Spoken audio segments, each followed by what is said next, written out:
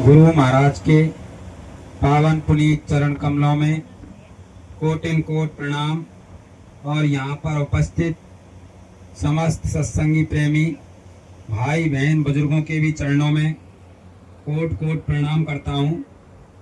और अभी जैसा कि बाबा साहब का आदेश हुआ है, भंडारे में भी थोड़ा टाइम है। उन्होंने कहा कि आज भविष्यवाणियों की कुछ चर्चा गुरु महाराज की होनी चाहिए। मेरे मन में भी ये विचार था कि कुछ चर्चा ये भी होनी चाहिए कि 2012 में किस तरीके से उस दिन को थोड़ा सा हम याद कर लें। गुरु महाराज जिस दिन से हमको दर्शन नहीं मिल पा रहे हैं, तो देखिए जो इस टाइम पे चर्चा करने की महत्वपूर्ण जरूरत है। भविष्यवाणी हमको जो याद रखनी है, भविष्यवाणी तो याद रखनी है, लेकिन उससे पहले हमको जो ज्यादा जरूरी है याद रखना, वो सूबेदार साहब ने बताई है बातें। अगर हम उनको याद रखेंगे तो हम आगे कुछ कर सकते हैं।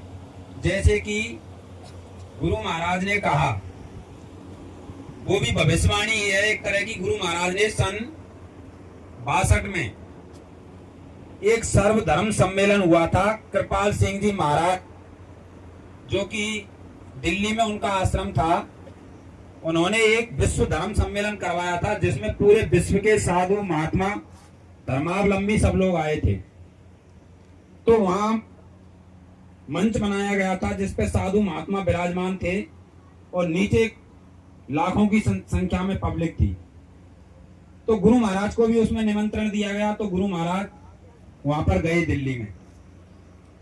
तो वहां क्या हुआ कि जो सनातन धर्मी महात्मा आए हुए थे, तो तमाम लोगों को टाइम उनकी उसके हिसाब से दे दिया। और लास्ट में गुरु महाराज के लिए जो टाइम दिया था, उसमें वो 3 मिनट का टाइम दिया, मात्र 3 मिनट का। लेकिन संतों का जो मामला होता है वो अलग ही होता है। वो 3 मिनट क्या 1 मिनट में ही वो बात हमको समझा सकते हैं। उनको तो दया करनी होती है। तो गुरु महाराज जब मंच पर आए तो उन्होंने कहा कि बच्चों, मुझे 3 मिनट का समय दिया गया है। उन्होंने कहा मैं कुछ ज्यादा नहीं बोलूंगा क्योंकि मुझे 3 मिनट का समय दिया गया है और 3 मिनट में मैं आपको केवल 3 बात बताऊंगा। और अगर वो 3 बातें आपने मान ली तो आपका कल्याण हो जाएगा, ये आप मान लो। तो वो 3 बातें जो गुरु महाराज ने बताई थी वो पत्रिकाओं में दर्ज हैं और उनको हम पे विचार करने की हमको जरूरत है। गुरु महाराज ने बताई थी कि देखो बच्चों, यहाँ जो इस मंच पर ये जितने भी साधु महात्मा बैठे हैं और नीचे जो सामने लोग बैठे हैं, महात्मा ऊपर बैठे थे, जनता नीचे बैठी थी। तो गुरु महाराज ने कहा कि ये जितने भी महात्मा ऊपर बैठे हैं और जितने भी लोग सामने बैठे हैं, एक दिन सबकी मौत निश्चित आए। कितनी बड़ी बात बताई। ये देखने में हमको कुछ मालूम नहीं होती, लेकिन गुरु महाराज जब भी सत्संग में मंच पर आते तो हमेशा यही कहते हैं कि बच्चा, ये जो आपको शरीर दिया गया है, ये किराए का मकान है, इसको आपको खाली करना है, इसको आप हमेशा याद रखो। इसी विषय में एक संस्मरण भी गुरु महाराज ने सुनाया। एक सरता बहन जी थी हमारी, जो गुरु महाराज के साथ बचपन से जुड़ी थी। जवानी के समय में जब गुरु महाराज जवान थे, तो उन्होंने एक बताया कि एक बार काफला गुरु महाराज का जा रहा था। जब काफला जा रहा था तो उसमें एक परिवार, पूरा परिवार सहित चल रहा था काफले में। तो उनके साथ एक 12 साल का बच्चा था। तो जब वो बच्चा सुनता सत्संग तो सभी सुनते हैं, जो काफले में चलने वाले हैं वो भी सुनते हैं और जो जनता आती है पड़ाव स्थल पर वो भी सुनती है, लेकिन वो ज्यादा गौर से सुनती है। काफले में चलने वाले शायद कम ध्यान देते हैं, ऐसा देखने में आया है, क्योंकि उनको तमाम चीजों की चिंता रहती है, भाई चलना है, आगे ये तैयारी करनी हो। तो उस बच्चे ने क्या ध्यान दिया कि गुरु महाराज जहां जाते हैं वहीं कहते हैं कि बच्चों ये किराए का मकान है। जहां गुरु महाराज मंच पर आते हैं वहीं कहते हैं बच्चों ये किराए का मकान है। तो उसके दिमाग में यह बात बैठ गई। तो जब गुरु महाराज का काफला वहां से आगे चला तो रास्ते में क्या होता है कि एक अर्थी जा रही थी, और जैसे ही बच्चे की नजर उस अर्थी पर गई तो उस बच्चे ने कहा कि मम्मी पापा देखो, वो सामने किराए का मकान जा रहा है। तो जैसे ही उन्होंने सुना तो वो पड़े। फिर उन्होंने ये बात गुरु महाराज को बताई कि हमारे बच्चे ने ऐसे बोला। तो सारे सत्संगी वहां मौजूद थे, वो ऐसे। तो गुरु महाराज ने कहा कि यही तो मैं तुमको समझाना चाहता हूँ, देखो ये बच्चा समझ रहा, लेकिन तुम अभी तक इस बात को नहीं समझते। हम कह देते हैं कि मौत आएगी, लेकिन हमको ये पता चल जाए कि वास्तव में हमारी मौत आने वाली है। अरे सांसों का क्या भरोसा है कब खत्म हो जाए। हम प्रार्थना भी खूब गाते हैं कि सांसों का क्या भरोसा, रुक जाए चलते चलते। लेकिन जब हमको ये मालूम हो जाएगा तो फिर हमें कोई यहाँ पे चैन नहीं पड़ेगा, यहाँ पे हमें कुछ अच्छा नहीं लगेगा। तो गुरु महाराज ने पहली बात ये बताई कि मौत सबकी निश्चित है और जरूर आएंगे। दूसरी बात गुरु महाराज ने बताई कि पिछला सम्मेलन जो तुमने कलकत्ते में किया था, तब से अब तक 4 साल में मैंने 60,000 लोगों को अंडा, मांस, मछली, शराब का सेवन छुड़ा दिया।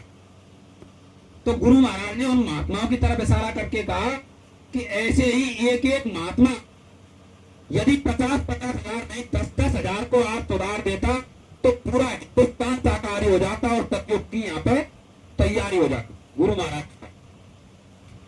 तो आपको पता ही नहीं है कि आपको क्या करना है, ना महात्माओं को पता है, ना गृहस्थियों को पता है, ना जो सेवा करते हैं उनको पता है कि आपको क्या करना है। तो दूसरी बात गुरु महाराज ने ये बताई। और तीसरी बात जो गुरु महाराज ने ये बताई थी कि आप जहां कहीं भी रहो उस मालिक को ऐसा याद करते रहो, मौत को मत भूलो और साथ में मालिक को भी मत भूलो। और वो मुझे पूरी बात याद नहीं है इसलिए मैं क्षमा चाहता हूं। तो ये 3 बात गुरु महाराज ने बताई। और जो भविष्यवाणियों की बात अभी बाबा साहब ने की कि भविष्यवाणियों की कुछ चर्चा होनी चाहिए, तो भविष्यवाणी हम उनको खूब रखते रहते हैं, खूब रखते रहते हैं।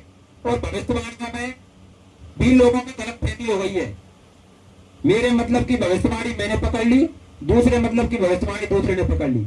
जैसे एक भविष्यवाणी जो भी अब चर्चा करेंगे, गुरु महाराज ने कहा कि चाहे मुझे 400 वर्ष रहना पड़े मैं परिवर्तन करके ही जाऊंगा। अब हमने इस भविष्यवाणी को पकड़ लिया कि गुरु महाराज को 400 वर्ष रहना पड़े, गुरु महाराज जाने वाले ही नहीं है। लेकिन हमको ये नहीं, हमने सोचा, गुरु महाराज से बहुत लोगों ने पूछा कि गुरु महाराज सतयुग कब आएगा, तो उन्होंने कहा कि सतयुग तो कब आएगा था, लेकिन तुम सतयुग के लायक बने ही नहीं। तो सबसे बड़ी बात गुरु महाराज ने बताई वो ये बताई कि हमें अपने आप को देखना है। और भविष्यवाणी जो गुरु महाराज ने की है उनकी भविष्यवाणियों को आप समझ भी नहीं सकते, क्योंकि भविष्यवाणी की जो उन्होंने की है संतों की भाषा, जब उन्होंने सीधा कह दिया कि रामायण लिखी है वो गोस्वामी जी ने लिखी है और वो पूरे संत थे, तुम उसको नहीं समझ सकते जब तक तुमको कोई संत नहीं समझाएगा। तो भविष्यवाणियों को हम कैसे समझ सकते? आप सोचिए, हम मानते हैं गुरु महाराज ने ये कहा कि मुझे 400 साल रहना पड़े, बिल्कुल सही बात है, हम ये मानते हैं गुरु महाराज रहेंगे और गुरु महाराज ने जो कहा है वो पूरा होगा, ये तो पक्की बात है। लेकिन गुरु महाराज ने ये भी तो कह दिया कि बच्चों जब मैं आता तो तुम मुझे पहचान नहीं पाओगे, मुझे भी प्रमाण देने पड़े। अब बताओ, मैंने देखा लोग इस भविष्यवाणी को सुना रहे और उस बात को वो आदमी बता ही नहीं रहा कि गुरु महाराज ने ये भी कहा कि तुम मुझे पहचान नहीं पाओगे। सोचने वाली बात है। अभी हमारे अनेक सिंह चौधरी जी आए थे तो उन्होंने ये दोनों बातें बताई, तो दोनों बातें विपरीत मालूम नहीं होती है क्या? शंका हो जाती है। कई लोग इसी में शंका कर लेते हैं गुरु महाराज ऐसे आएंगे कि वैसे आएंगे, कैसे आएंगे, इस रूप में आएंगे कि उस रूप में आएंगे। उन्होंने कहा तुमको तो ये नहीं सोचना, मैंने तो जो विचार किया है मेरा अनुभव बता रहा हूँ, हमें तो ये सोचना है जब हमको प्रत्यक्ष है।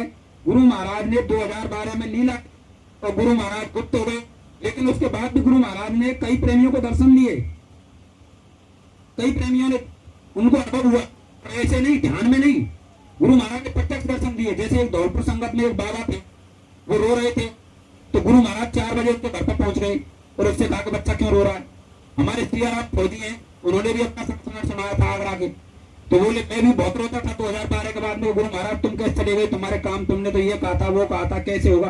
तो जब ज्यादा तड़प हुई, अरे बच्चा भजन तो करता नहीं है, रोता रहता है। गुरु महाराज आके कह रहे हैं, उसके तखत में बैठ गए, अरे बच्चा भजन तो करता नहीं है, रोता रहता है। तो सबसे जो महत्वपूर्ण चीज है वो ये है कि गुरु महाराज ने हमारे लिए क्या कहा, हमको क्या करना है, हमको उस पर विचार करना है, ना कि अब पे कि गुरु महाराज परिवर्तन कैसे करेंगे। अरे वो तो गुरु महाराज ने कहा कि बच्चा परिवर्तन तो चुटकियों में हो जाएगा, वो तो मेरे उसकी तुम चिंता छोड़ो कैसे होगा। गुरु महाराज ने यह भी कह दिया तुम रात को सोओगे कुछ, सुबह जगोगे कुछ।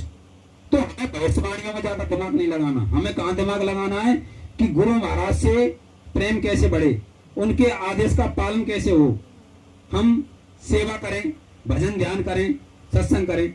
जैसे अभी हमारे मंगेश मिश्रा जी आए थे, अभी कार्यक्रम हुआ था 3 दिवस का, तो उन्होंने बताया कि प्रेमियों की कैटेगरी बन गई है आजकल, अलग अलग कैटेगरी हो गई है। वो इतने भाव में प्रार्थना गाते हैं अलग है, और उनको इतना अनुभव है, वो पूरी अनुभव की बात बताते हैं। उन्होंने जो बात बताई मुझे बिल्कुल सही लगी। उन्होंने बताया कि 3 तरह की कैटेगरी है प्रेमियों की। एक प्रेमी तो ऐसे हैं, उनको ये लगता ही नहीं है कि गुरु महाराज, वो हमेशा गुरु महाराज में लीन रहते हैं, उनके लिए ऐसा लगता ही नहीं है कि गुरु महाराज चले गए हैं कि कहीं है। ये कैसे है कि हाँ भाई गुरु महाराज चले गए, कैसे आएंगे क्या आएंगे, वो निहार रहे। तो उन्होंने बताई थी कि मेरे, वो प्रार्थना गाते हैं कि मेरी धड़कन में तू, मेरी धड़कन में तू, मेरे नस नस में सतगुरु समा जाओ, और पर्दे में क्यों बैठे हो दिलवर, आओ तरस दिखा जाओ। तो गुरु महाराज तो हमारे अंग संग है, उन्होंने कहा। दूसरी कैटेगरी उन्होंने उनकी बताई थी, दूसरे प्रेमी ऐसे हैं जो थोड़ा सा भी है तो वो ये कहते हैं कि कवनी ओरिया से आई हैं हमारे गुरुदेव, दिल की तपन बुझाइए हमारे गुरुदेव, वो इंतजार में है। और तीसरी कैटेगरी जो बताई वो सबसे महत्वपूर्ण है, उसमें हम सब लोग ज्यादा हैं। मैं तो ये मानता हूँ हम उसी में आते हैं। उन्होंने तीसरी कैटेगरी बताई थी कि माया की नगरी में भटका और गया नहीं गुरुद्वार बंदे नाम कमा ले दे। गुरु महाराज ने कहा कि नाम की कमाई करो तब तुमको कुछ मिलेगा, ऐसे कुछ मिलने वाला नहीं है। गुरु महाराज ने कहा नाम की कमाई से तो हार गए और दुनिया की कमाई में लग गए। तो उन्होंने कहा कि भाई नाम की कमाई करो। गुरु महाराज कितनी बार सत्संग में समझाते थे कि नाम की कमाई सार है और कोई तार नहीं है। तो उसके लिए हमें क्या करना चाहिए? गुरु महाराज ने सीढ़ी बताई थी साधना की कि भाई सबसे पहले सत्संग। गुरु महाराज ने सबसे पहले क्या बताया? सत्संग। हमारे अंदर सत्संग की चाह होनी चाहिए। जब हमारे अंदर सत्संग की चाह होगी तो हम दौड़ दौड़ करके जाएंगे, हम प्रेमियों से मिलेंगे, हम गुरु चर्चा करेंगे, जहां कहीं भी सत्संग होगा हम भागे भागे जाएंगे। तो पहली क्लास की जो पढ़ाई बताई, जैसी कच्ची एक में पढ़ाई होती है, छोटा आ, बड़ा आ, इमली, ई, इस तरीके से पढ़ाते हैं। अब मान लो हम पहली क्लास वाले बच्चे को और सीधा 5वीं की अंग्रेजी की किताब पढ़ाने लग जाए तो उसकी समझ में आएगा?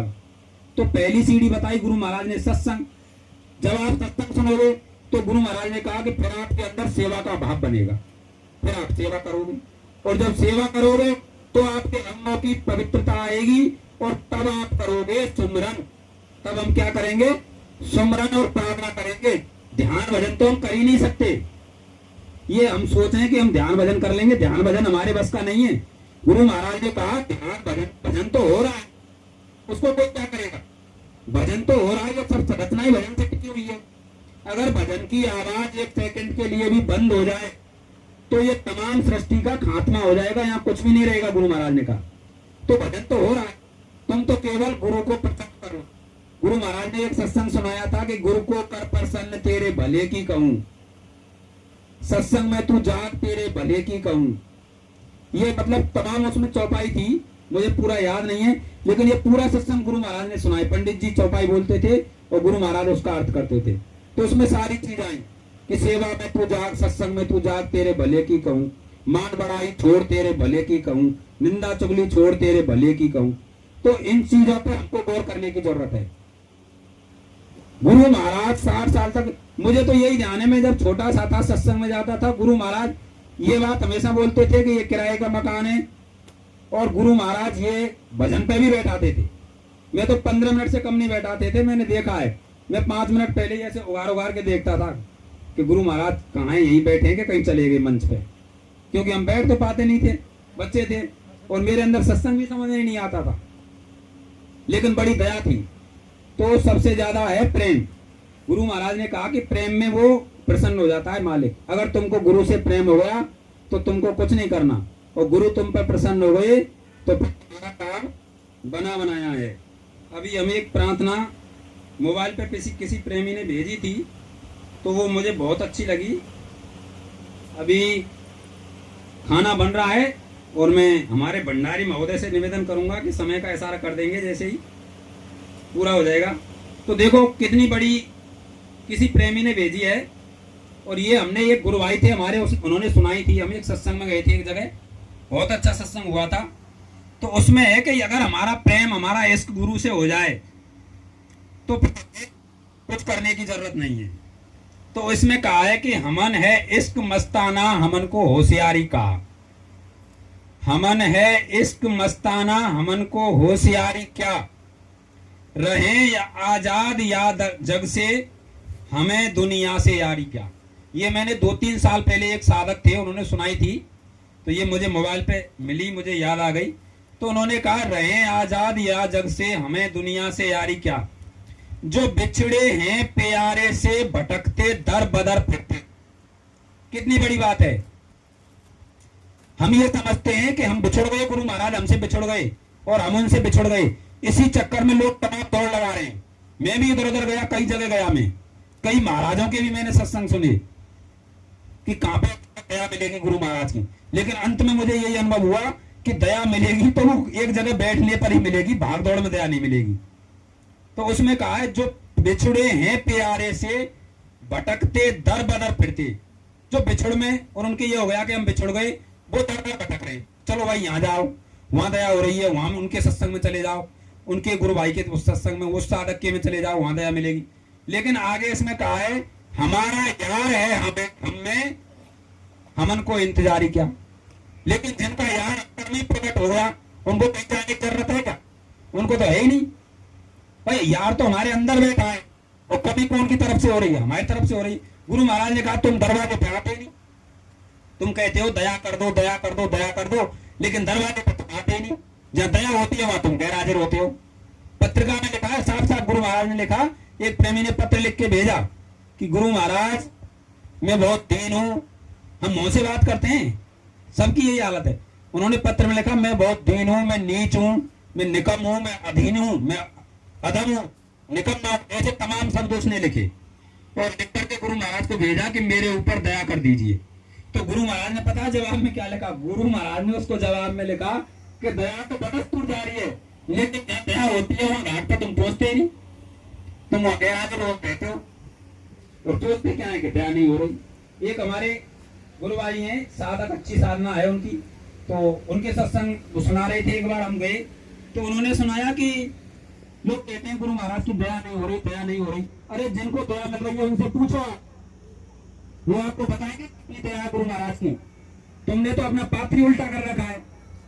हम तो ये सुनते थे कि पात्र हमारा गंदा है, उन्होंने गंदे की बात भी छोड़ी, उन्होंने कहा तुम्हारा पात्र गंदा तो है, लेकिन वो भी तुमने उल्टा कर रखा है, उसमें एक बूंद भी नहीं आ सकता, तुम्हारे विचार ही उल्टे हैं, तो तुमको दया कैसे मिलेगी? गुरु महाराज, उन्होंने कहा गुरु महाराज साधना बताते थे। साधना का मतलब ये नहीं कि हम माला लेके बैठ गए, साधना का मतलब है कि अपने मन को साधो, अपनी इंद्रियों को साधो, तब आपको गुरु महाराज की दया मिलेगी। तो आगे प्रार्थना में कहा है कि खलक सब नाम अपने को बहुत कर सिर पटकता है। ये पूरा संसार किसके लिए सिर पटकता है? मान बढ़ाई के लिए, अपना नाम हो जाए कैसे नहीं। लेकिन प्रेमियों का क्या है? हमन गुरु नाम साचा है, हमन दुनिया से यारी क्या। जब हमें गुरु महाराज का नाम मिल गया तो हमें किसी भी नाम की जरूरत नहीं है। आगे कहा है, न पल बिछुड़े पिया हमसे, न हम बिछुड़े पियारे से। ये साधकों की दशा है। न पल बिछड़े पिया हमसे, न हम बिछुड़े पियारे से, उन्हीं से नेह लागी है हमन को बेकरारी का। जब हमारा उनसे प्रेम हो जाएगा तो वो ऐसा हमारी सांसों में, हमारी यादों में, हमारी तड़प में, हमारे, उनको आप भूल ही नहीं सकते। तब कहा है कि उन्हीं से नेह लागी है हमन को बेकरारी क्या। कबीरा इश्क का माता, कबीरदास जी ने लिखी है, तो वो लिखते हैं, कबीरा इश्क का माता दुई को दूर कर दिल से, जो चलना राह नाजुक है हमन से बोझ भारी क्या। तुमको नाजुक रास्ते पे चलना है, कहीं भी तुम गिर सकते हो, पढ़ सकते हो, ऐसे यहाँ का रास्ता है, इतना आसान नहीं है भजन का रास्ता, लेकिन तुमने सिर पर गठरी तगड़ी बांध रखी है तो उस पर चल पाओगे। कबीरदास जी ने कहा है, ये राह बड़ी नाजुक है, तलवार की धार बताइए। अब किसी से कह दिया जाए कि तुमको तलवार की धार पे चलना है और उसके सिर पे बांध दी गठरी तगड़ी, तो उन्होंने कहा पहले इस बोझा को उतारो, अगर इस पे चलना है तो। ये नहीं उतरेगा तो तुम कुछ नहीं कर सकते। और मुझे ज्यादा कुछ कहना नहीं है, मुझसे कहने सुनने में कोई गलती हो गई हो तो सभी